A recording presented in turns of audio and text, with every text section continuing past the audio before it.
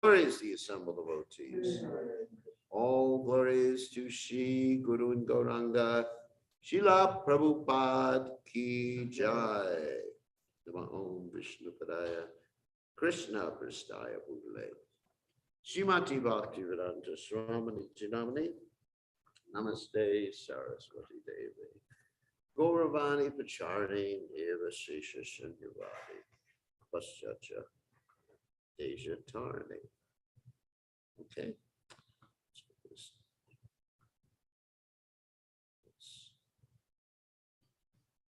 So we are reading from Srimad Bhagavatam, 3rd canto, 32nd chapter, text 37, right?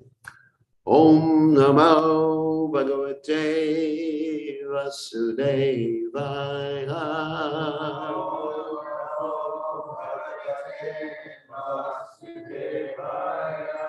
Om Namo Bhagavate Vasudevaya.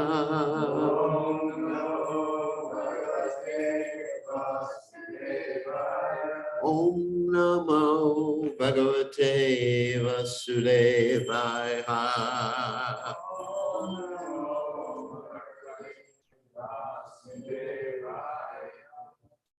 Okay. So it's from Honolulu, Hawaii, Panchatattva Mandir. So, Prabhucham Bhakti Yogasya Sarupa Te Chatur Vidam Kadasya Chavakta Gater Yo Antardavate Chandushu Pravocham Bhakti Yogasya Sarupam Te Chaturvinam Kalasha Chavakta Kalasha Chavyakta Gater Yontar Davati Chantashu Pravocham Bhakti Yogasya Sarupam Te Chaturvinam Kalasya Chavyakta Gater Yontar Davati Chantashu Pravocham Bhakti Yogasya Sarupam Te Chaturvidham Kalasya Chavyakta Gater Yontar Davati Chantashu. Anyone else? Pravocham Bhakti Yogasya Sarupam Te Chaturvidham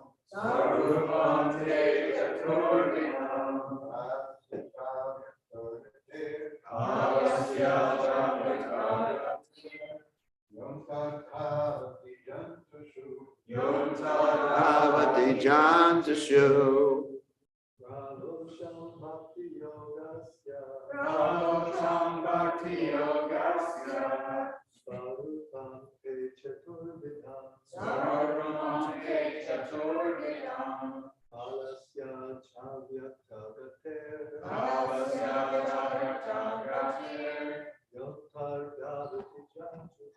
Yontar Davati Jantashu. Anyone else? Pravocham Bhakti Yogasya Sarupam Te Chaturvidham Kalasya Chavyakta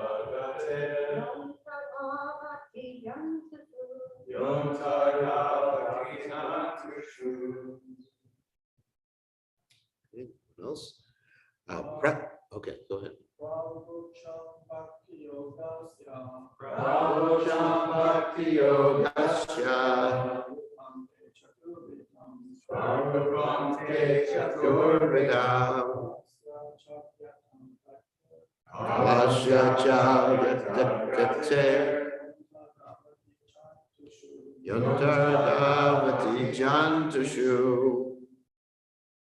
Okay. Prabhucham explains. Bhakti Yogasya of devotional service. Swarupam, the identity. Te, to you. Chaturvidham, in four divisions. Kalasya, of time. Cha, also. Avyakta-gate, the movement of which is imperceptible. Ya, which? Antardavati, chases. Jantushu, the living entities. Translation, I'll just read first time. My dear mother, I've explained to you the process of devotional service and its identity in four different social divisions. I've explained to you as well how eternal time is chasing the living entities, although it is imperceptible to them. So you can please repeat, my dear mother. My dear mother. I've explained to you. The process of devotional service. And its identity. Four different social divisions. I've explained to you. As well. How eternal time. Is chasing the living entities. Although it is imperceptible to them. So purport by His Divine Grace A.C. Bhaktivedanta Swami, Srila Prabhupada Ki Jai. The process of Bhakti Yoga devotional service is the main river flowing down towards the sea of the absolute truth. And all the processes mentioned are just like tributaries. Lord Kapila is summarizing the importance of the process of devotional service. Bhakti Yoga, as described before, is this divided into four divisions, three in the material modes of nature and one in transcendence, which is untinged by the modes of material nature. Devotional service mixed with the modes of material nature is a means for material existence, whereas devotional service without desires for fruitive results and without attempts for empirical philosophical research is pure transcendental devotional service. So again, the verse. Pravocham bhakti yogasya sarupam te chaturvidam kalasya chavyatagater yontar davati jantushu. So Om Ganat Timaranatsa Gananjana Shalakaya Jakshur Un Meditam Yena Tasmai Shigarve Namaha. Okay, Prabhupada Ki Jai. So previously, in the 29th chapter of this particular canto of the Srimad Bhagavatam, Lord Kapila Dev has described devotional service according to the three modes of material nature, and also transcendental devotional service. And so I've noted some things down here. He says there's multifarious paths of devotional service in terms of the different qualities of the executor. What does that mean? That each and every person in this world carries certain modes of nature or is affected by certain modes of nature. And even apart from devotional service, we find the question raised in the 18th chapter of the Bhagavad Gita.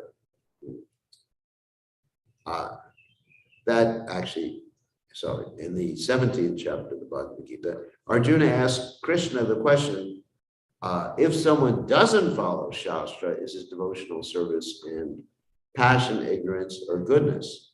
And Krishna answers the question very easily. He says that according to the modes of nature, one develops a certain type of faith. Modes of nature. Of course, the modes of faith, nature, as all of you know, is goodness, passion, and ignorance. And according to Krishna in the Gita, nahi kasya chinamapi jatatishtati karmakrit karyate yavasa karma sarvajak aprabhati jargana, that everyone in this world is forced to act in a certain way according to the impulses born of the modes of nature. Sometimes the mode of nature, mode of goodness becomes prominent, defeating passion and ignorance. Sometimes passion becomes a prominent, defeating goodness and ignorance, and sometimes good. Anyway, so you get the idea. All the modes are completely in flux all the time. And then as far as the combination, it's not that you usually find a pure state of any of the modes of nature. It's a combination of different modes of nature. Prabhupada one time analyzed how you go 3 by 3 by 3 by 3, you get 8,400,000 species of life. And even within those different species of life, there's different combinations of the modes of nature. Just like in the 3 primary colors, we can actually derive all the colors of the spectrum if you mix them together. It's like in the television screen. You see here, there's not different colors. There's only 3 different colors, maybe also black or white. But there's 3 basic colors, and these combine to form the colors, whatever colors you may see on TV.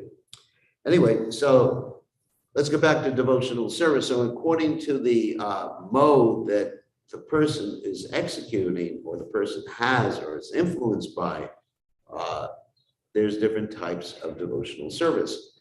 And we can analyze this. Of course, we should not go to other devotees and point out that they're in the mode of ignorance, they're in the mode of passion, or they're in the mode of material goodness, because this will be a Vaishnava aparada.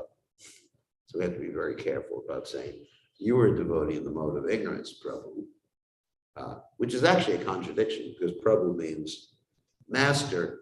So if you say, my dear master, you're in the mode of ignorance, it means you're not considering them to be master. But anyway, and we know that we interact with devotees in different ways, but we don't criticize devotees because that's very dangerous in spiritual life.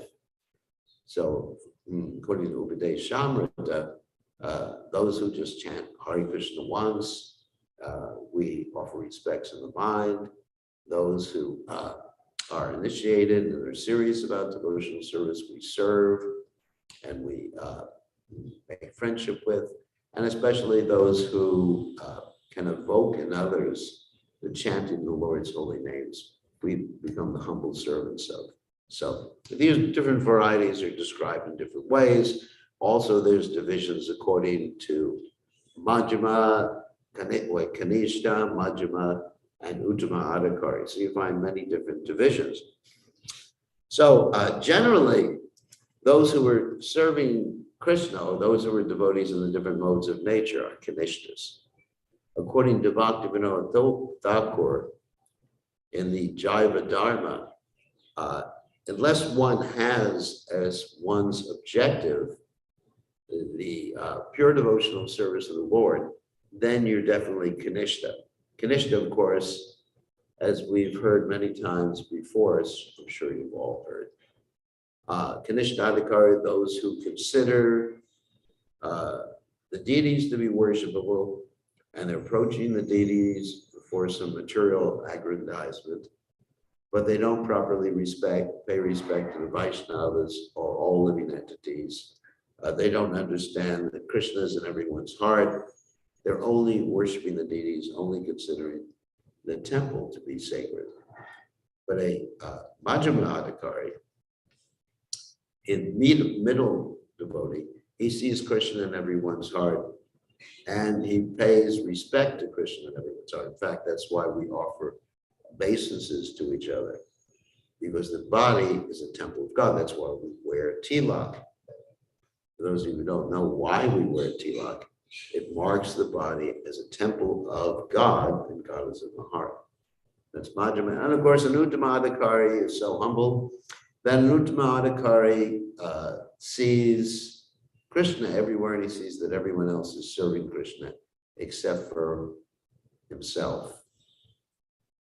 That's interesting conception.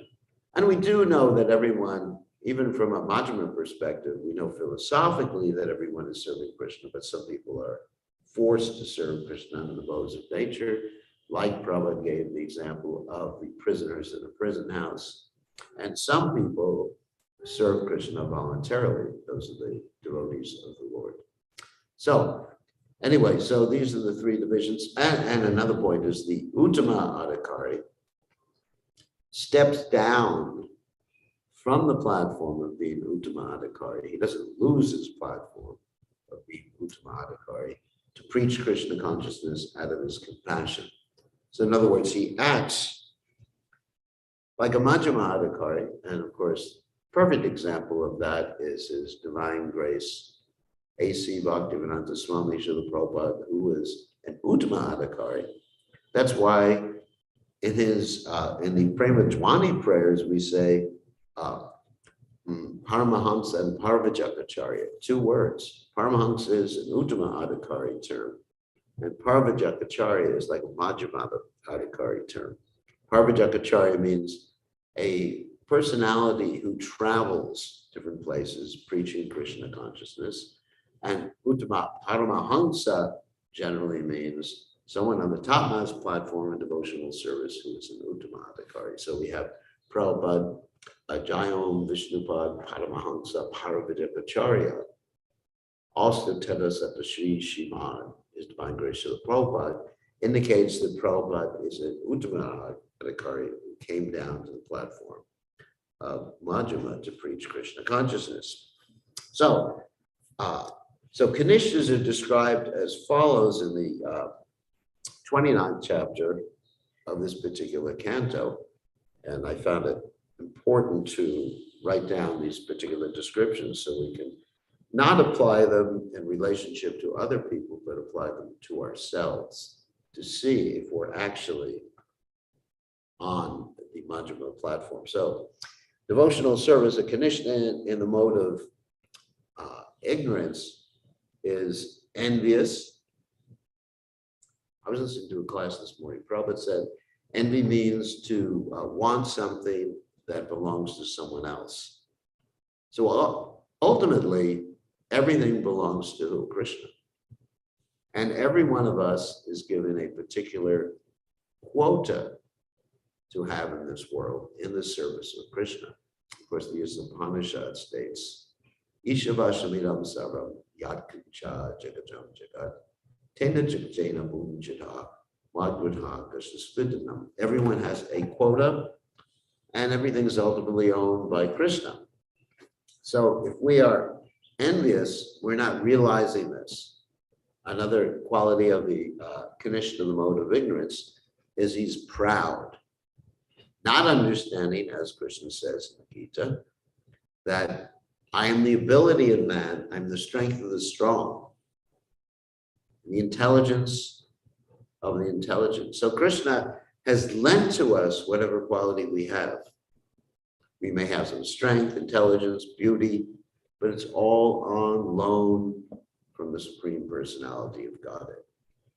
So why should one become proud? So he's envious, proud, and he's violent, and he's angry. Not all the time, not when he's sleeping, of course, but he's violent. He feels anger and violence towards other devotees and other living entities. And here's a really important point. He's a separatist. Separatist basically means not only I and mine, but mine and everybody else's. In other words, my family, my guru. It's interesting because in ISKCON sometimes we find different guru groups, right? And they tend, not every devotee, very few devotees, hopefully. It's one of the things we learn in the ISKCON disciple course, not to consider my guru special. We are all serving His Divine Grace Srila Prabhupada, and ultimately we're all serving the Supreme Personality of Godhead, Krishna.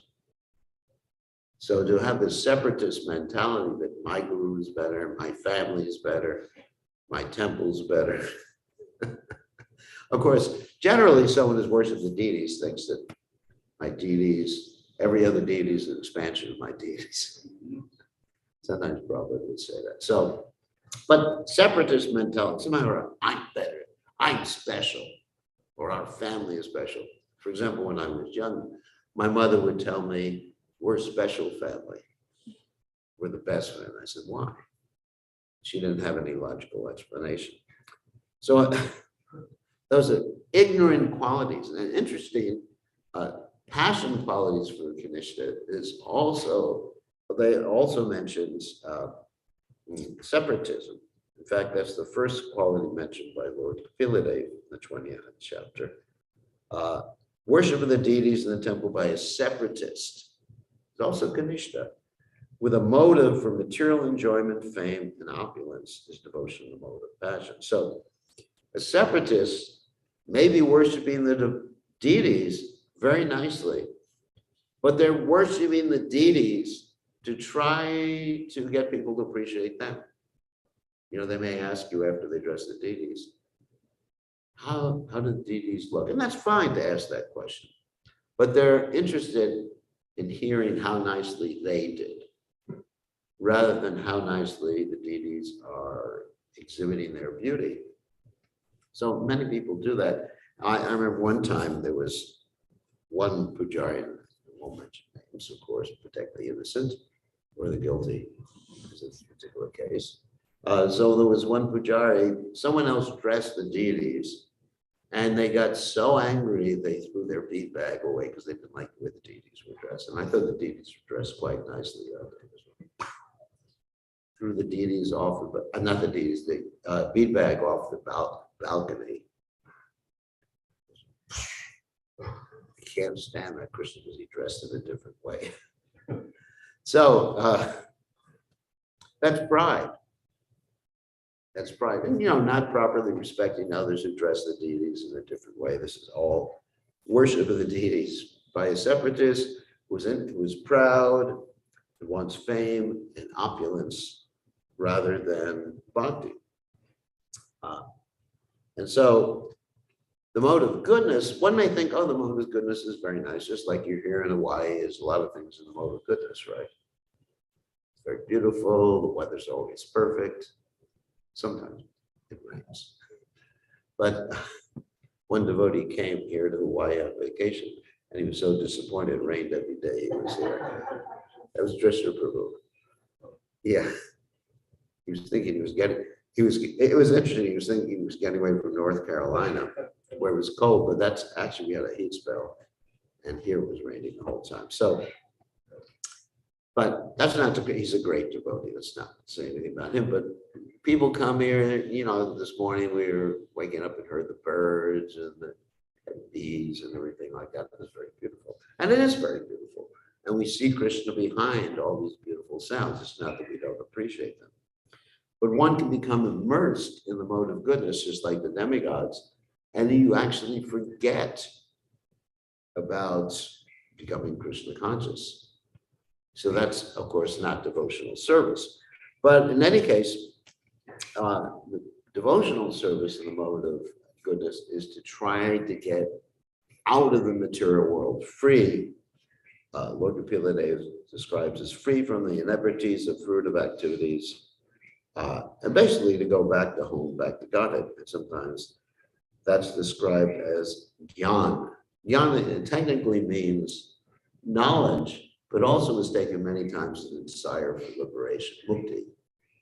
So we have a very nice verse in the Srimad Bhagavatam that says, Bhukti Mukti Siddhi Kam Sakalaya Shanta Krishna Bhakta Nishkam Adaiva Shanta.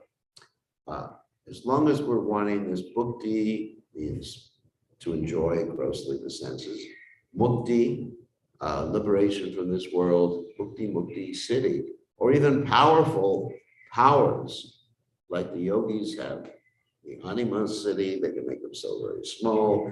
Lagima city, make themselves very big, heavy. Property city, reach out and get something from somewhere else. Like if you wanted to take some money from the bank, just reach out like that. And you can take money without them knowing it. Not out of your bank account, someone else's bank account.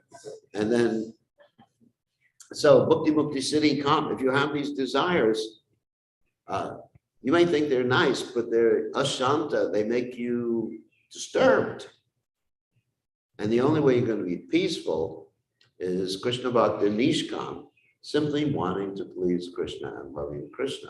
And of course, Prabhupada also says this in, well, Krishna says it, but Prabhupada says it in his commentary to 529 in the Gita. Bhuktaram Jagatapasam Sarvalok Maheshwaram Suridam Sarvabhutanam Gatwamam Shanti Richati. That what Prabhupada termed to be the peace formula is understanding Krishna is the enjoyer. Bhuktaram Jagatapasam Sarvaloka Maheshwaram. He's in charge of everything. He's the Lord of everything. Suridam Sarvabhutanam. He's your well-wisher. He's your friend. He's in your heart of all living entities. And only by understanding this, get Wamam Shanti Richati. So, and then Lord Kapila Deva, and I'll read this particular verse in the 29th chapter, describes unadulterated devotional service. He says a manifestation of unadulterated devotional service is exhibited when one's mind is at once attracted to hearing the transcendental name and qualities of the Supreme Personality of Godhead, who is residing in everyone's heart, just as the water of the Ganges flows naturally down toward the ocean. Such devotional ecstasy, uninterrupted by any material condition, flows toward the Supreme Personality of Godhead. And then Krishna states, a pure devotee, that is Lord Kapila Deva states, a pure devotee does not accept any kind of liberation, salokya, samipya, sharshti, swarupya, or even a katva, that means becoming one with the Lord, that's sayuja, even though they are offered by the Supreme Personality of Godhead. So these are different types, there are 5 different types of liberation I mentioned here. Having the same form as the Lord, living on the same planet as the Lord, associating with the Lord, having the opulence as the Lord, or of course the devotee will never accept merging into the existence of the Lord. So a devotee doesn't want them. All he wants is Mama Janmani Janmanishvare Bhavati Bhakta Bhagavati Naishtaki. So anyway, so we may hear all these things and think and become discouraged because basically everyone who's not a pure devotee has desires. Just like every morning we're chanting, Krishna, you can crush me by your embrace, leave me brokenhearted and not be present before me. You're completely free to do anything and everything, and you'll always remain my worshipful Lord unconditionally. So do we actually feel like that is the question. We chant it every morning, but Krishna, instead, we're thinking, Krishna, don't crush me by your embrace. Don't leave me brokenhearted. Don't, as Queen Kunti prays, let me become detached from, or let me have, sorry, there's another verse. Let these miseries happen again and again, she prays. We're not praying like that, of course, and we shouldn't artificially think like that. We can recite the prayer, but if we artificially think that we're on that platform of devotional service, and we think we've understood our relationship with the Lord, that is our rust with the Lord, and we think we're on the Raganuga platform or the Bhava platform, what to speak of the Prema platform, we're deluding ourselves. So we need to be honest with our particular desires. I mean, Krishna himself talks about how people come to Krishna consciousness because of 4 desires. Chaturvira Vijanti Ma. They come because they want wealth. They come because they're inquisitive. They come because they want knowledge, or they come because they're in distress. And before we become pure devotees, which may take a long time, we're subject to one or several of these different factors. So what do we do about it? I mean, should we become discouraged? Krishna himself says, akama, sarvakama, moksha karma, dharani, tivrena bhakti yogena, yajeta purusham param. So whether you're full of material desires, free of material desires, or desirous of liberation, don't get discouraged. Tivrena bhakti yogena yajeta purusham param. Just worship Krishna. Now, I'm not advocating that you should come to the deities like some people in Hinduism go to the deities and they have this nice prayer, which is Om Jaya Jagadisha Hari. I'm sure you've heard about this. Not so much in Hawaii, but San Diego and other places you've heard about. They have this, what's called Satyanarayan Kata, where they go before the deities and they say, my dear Krishna, please give me a house in Hawaii. Or please make my wife listen to me, which is impossible. Even Krishna can't do that. So please, all these different requests that they make of Krishna. I'm not saying we should do that, but we should be honest insofar as our desires are concerned. And not be embarrassed. And actually, Prabhupada said that we should talk to Krishna and reveal our minds and hearts to Krishna.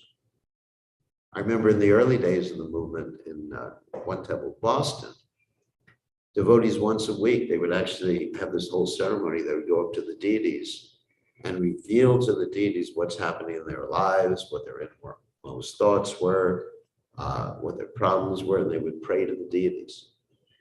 It was really interesting. There was a kirtan going on, and one by one, the devotees would go up in front of the deities and say, my dear Lord,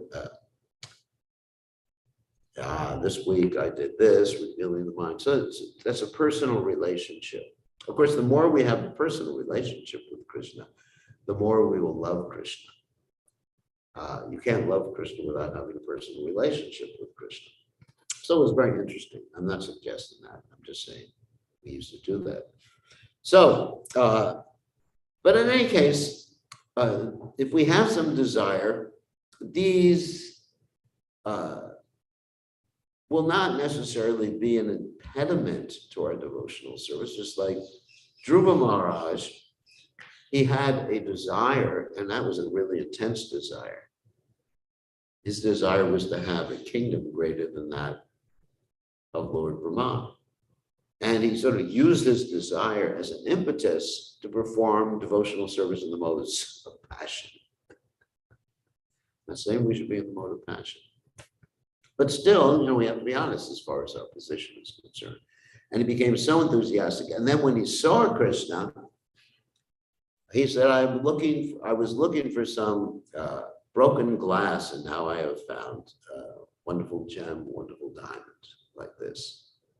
And there's so many other examples of devotees who took up, people who became pure devotees, and they took up devotional service for some ulterior purpose. For example, Mugrari, the hunter, and this is a story, of course, that Prabhupada tells many times. The Mugrari, the hunter, he was half killing animals. Narada Muni asked him why he was half killing animals. Narada Muni, after that, gave him a virtual reality experience where he saw the result of his half killing animals or killing animals in the future. He got scared, and that's why he took up devotional service, because of fear. And then he became a pure devotee. And I think the best example of someone who had some motivation and fear is Valmiki, who became a great sage simply because he was fearful of the reaction. I'll tell the story real quickly. Valmiki, before he was named Ratnagara, and he was a dacoit. For those of you who don't know what dacoit is, that means a criminal. And he used to kill people, rob them, and he used the money that he got from killing and robbing them to take care of his family. So one day he tried to rob and kill the Saptarishis. He stopped them in their path. And where's your money? Give me your money. And of course, they didn't have much money. They were renounced personalities. And they said to him, don't you understand what you're doing? Will be very bad karmically for you. And he said, I understand that, because he was a Vedic dacoit. It's not enough to be Vedic. You know, you could be a Vedic dacoit, and like just like Ravan was a Vedic demon, Vedic Rakshasa, because he knew the Vedas quite well. So he didn't know the purpose of the Vedas, but he knew the Vedas. So Valmiki, who was Ratnagar at that particular said, yes, I know that there's karma to everything that I'm doing, but there's a big but there. I have to take care of my family. So the Saptarishi said to him, actually, do you think your family would share your karma with you? And so he said, yes, they love me very much. So they said to him, so go back and ask your wife and your 2 kids about sharing your karma. So Valmiki goes back to his wife and he says, remember this is India, he says, Priya, that means dear, will you share my karma? And she says, no, your business is to buy me new saris. And then he goes to his son, and I'm going to put this in a modern context, a little modern, just to exaggerate. He says to his son, will you take some of my karma? The son says, no, you should buy me some iPhones.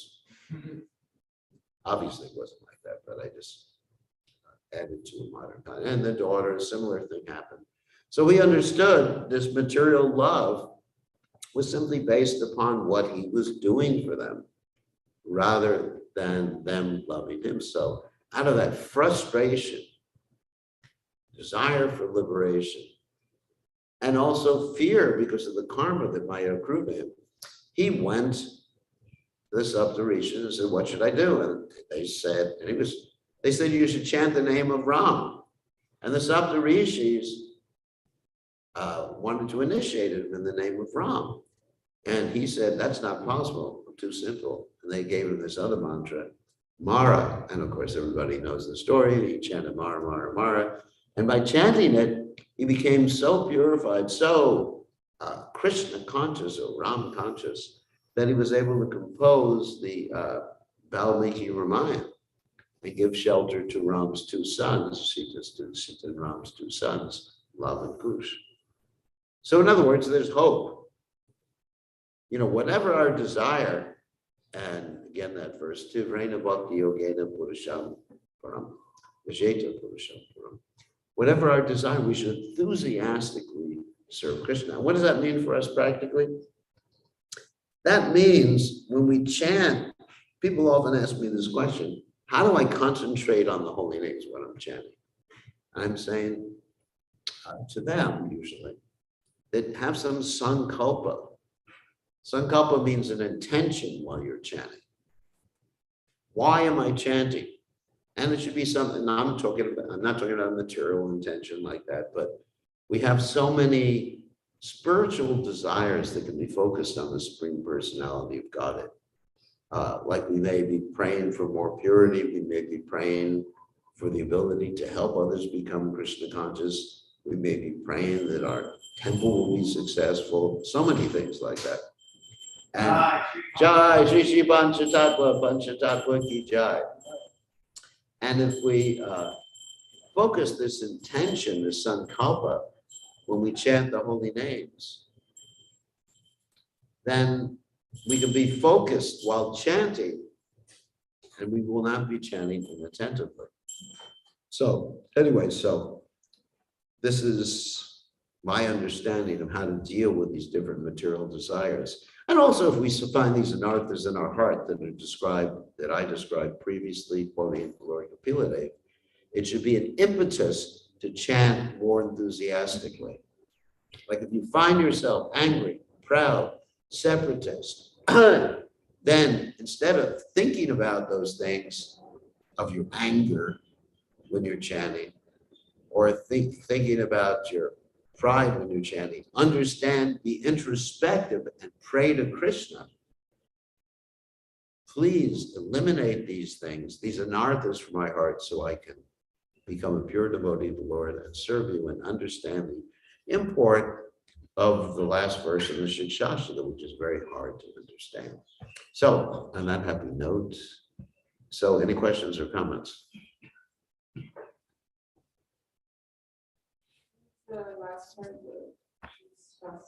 Last verse? Krishna, you can crush me by your embrace. Krishna, you can leave me brokenhearted by not being present before me. You're completely free to do anything and everything here. Remain my worshipful Lord unconditionally. That's the last verse, And that's perfection. That's what the gopis are thinking. That's why the gopis, they simply wanted Krishna's happiness, so much so that when Narada Muni was asking for the dust of all of Krishna's devotees' feet, because that was the only thing that could cure Krishna's headache, the gopis were the only ones who actually agreed to that. The gopis were the only ones who were ready to go to hell to please Krishna. So we should be in the mood, like Lord Chaitanya Mahaprabhu was teaching, the mood of the gopis of Vrindavan, who are ready. That's the ultimate goal. And the point I was making is that we are not at that level now. I mean, most of us, some of you may be, sorry if I'm offending any of you great pure devotees, but many of us are not at that level of pure devotional service. However, don't feel guilty about it. Understand that's the goal, that's the prayojana. Prayojana means goal. And in the meantime, find some way to focus on the holy names when you're chanting, especially chanting japa. Kirtan, it's easier to chant or to focus during kirtan, isn't it? Because you got the musical instruments, you're dancing and everything like that. But japa is a lot more difficult, as Arjuna says in the Bhagavad Gita, the 6th chapter. He says the mind is restless, turbulent, obstinate, and very strong, and more difficult to control than the wind. So I'm just trying to give everyone a means of focusing on the holy name.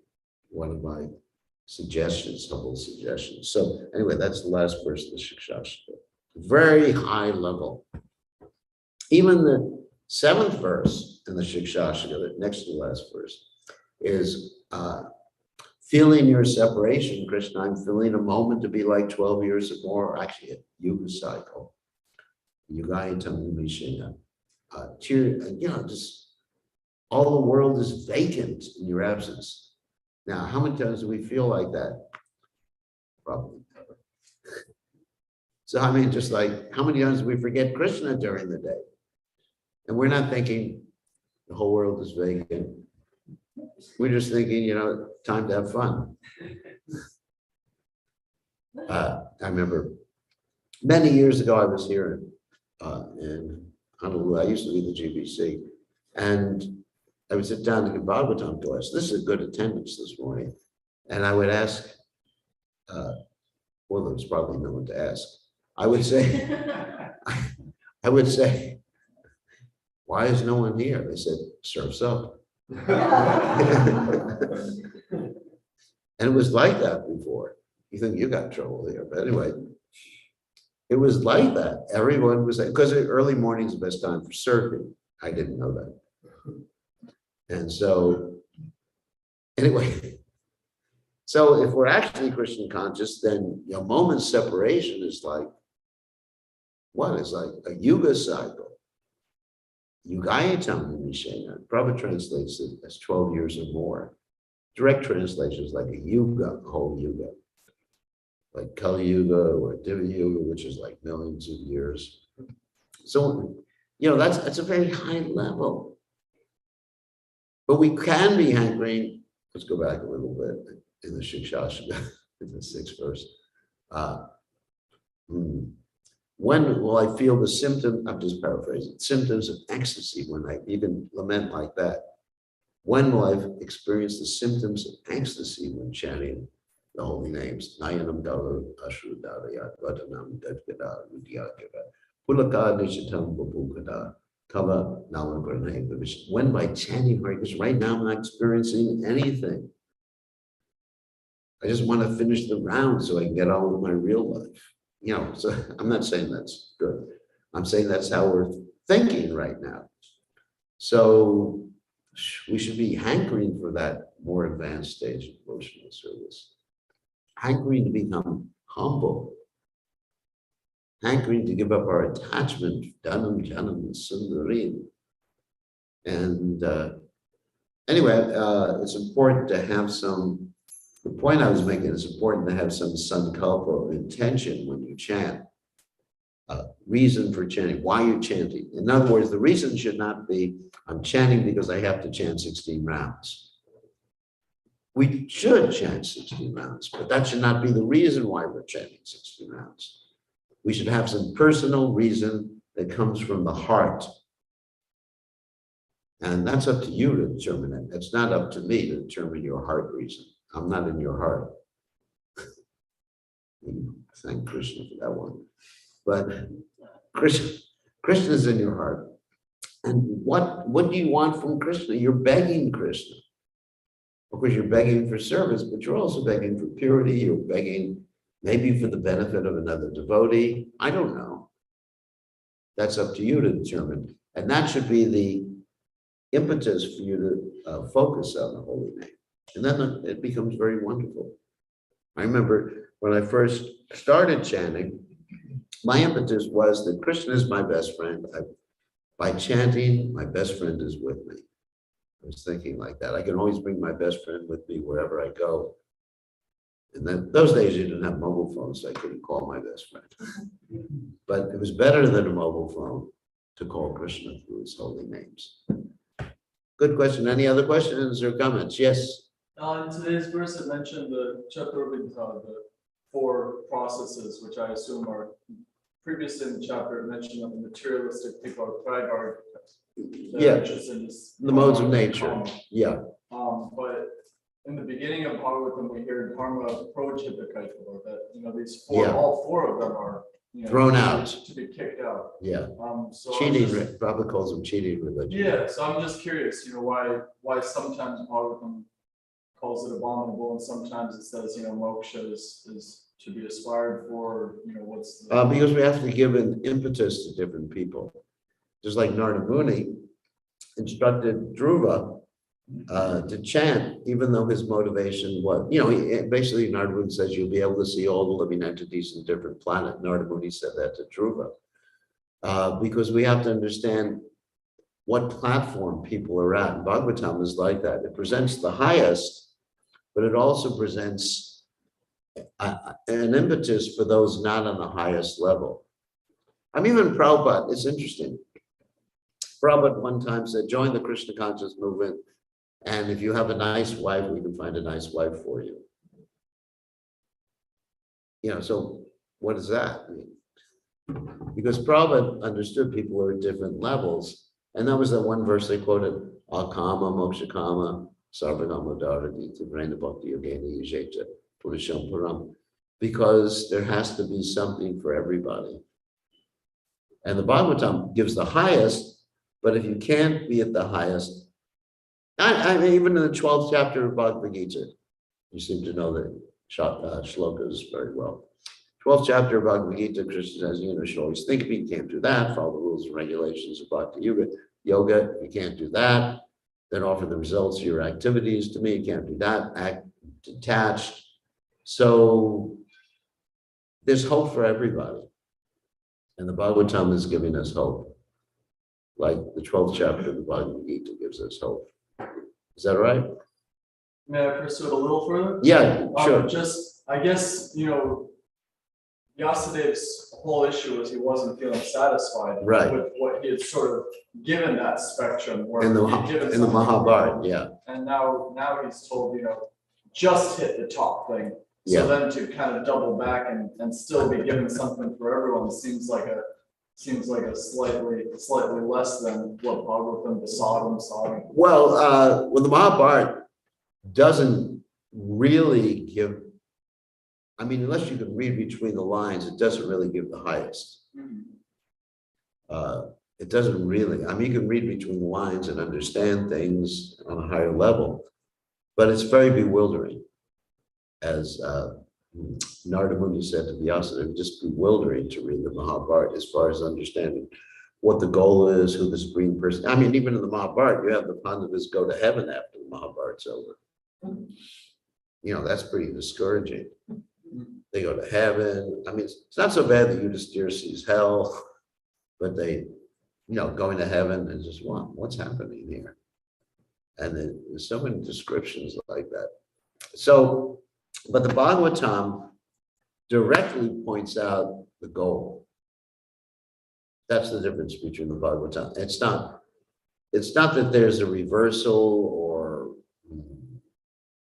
Vyasadeva is actually going back on the instruction he got from Narada Muni. Well, just in terms of the promoting moksha in this verse. It's not really promoting moksha.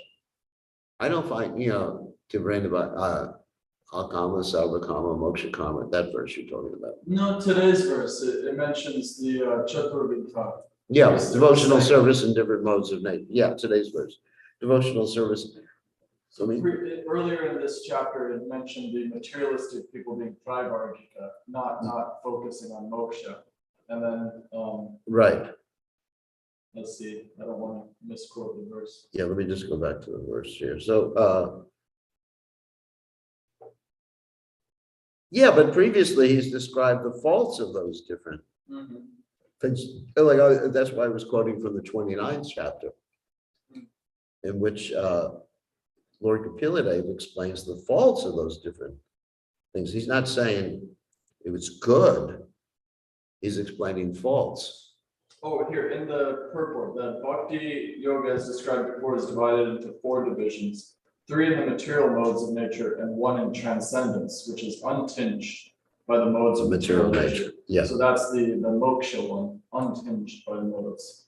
And so sometimes moksha seems to be described as a process of cheating and sometimes untinged. I'm just trying to. Well, it's untinged by the modes of material nature, but it's still cheating. Why? And also because Yanye Rabban Yaksha Vimukta Manina, that verse, that Aruga Chena Param Padam, that one actually falls down from that position. So, one in transcendence, but the 4 divisions, 3 in the material modes, 1 in transcendence, which is well, that's pure devotional service. That's the 4th one. 1 in transcendence, which is untinged by the modes of material nature. And there's 2 divisions of that. One is the merging into the Brahman effulgence, and one is, that's not really devotional service though. No, that wouldn't be devotional service. So the 1 in transcendence would be pure devotional service. It wouldn't be just like moksha, because the 3, the goodness, passion, and ignorance, goodness is actually one of the 3, which is actually a desire for liberation. Oh, this Trivargika is talking about the modes, not Dharma, Artha, Kama? No, it's not talking about Dharma, Artha, and Kama. It's talking about the modes. Oh. And let me just, yeah, so Vishwanath Chakravarti Thakur makes that very clear in his commentary, which I have here. It says the varieties of bhakti are bhakti in tamas, rajas, and sattva.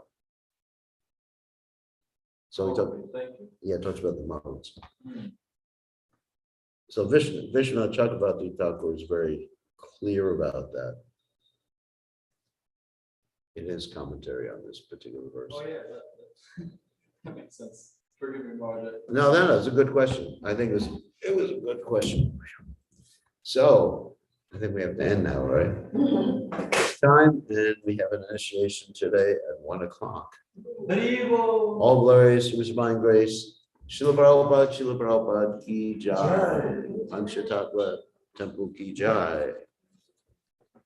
I'm going to show them online the deities in a second. Oh. See if I can get up. Sometimes we get little cramps. Fine. Other arrangements for Prashad Maharaj? I think I have arrangements for my prashad. Let me just ask her in a second. Let me just show everyone the deities here. So this is Panchatattva. Shri Shri Panchatattva Ki Jai. Jagannath Baladev Subhadra Ki Jai and Shilva Abad and Bhakti Siddhanta Saraswati Thakur. Okay.